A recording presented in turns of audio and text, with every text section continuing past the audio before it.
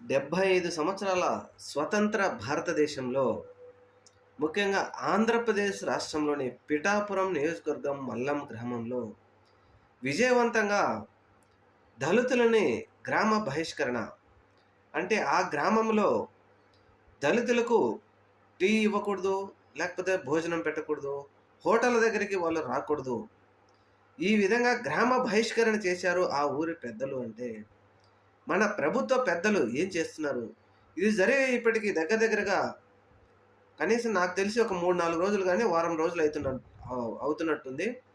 ఇప్పటికి కూడా ఆంధ్రప్రదేశ్ ఉప ముఖ్యమంత్రి పవన్ కళ్యాణ్ గారు గాని, మన ముఖ్యమంత్రి చంద్రబాబు నాయుడు గారు గాని, ఈ జరిగిన సంఘటన మీద విచారణకు ఆదేశించడం కానీ, లేదంటే దళితులను ఈ విధంగా మీరు ఎందుకు చేస్తున్నారు అని వారిని వారించడం కానీ చేయలేదంటే, స్వతంత్ర భారతదేశంలో మరి ఇది దేనికి సంకేతం? దీన్ని సమర్థిస్తున్న వారు ఎంతమంది? లేదంటే ఇది తప్పు అని చెప్పేవాళ్ళు ఎంతమందో ఇప్పటికి కూడా అర్థం కాక తలలు గోక్కుంటూనే ఉన్నారు.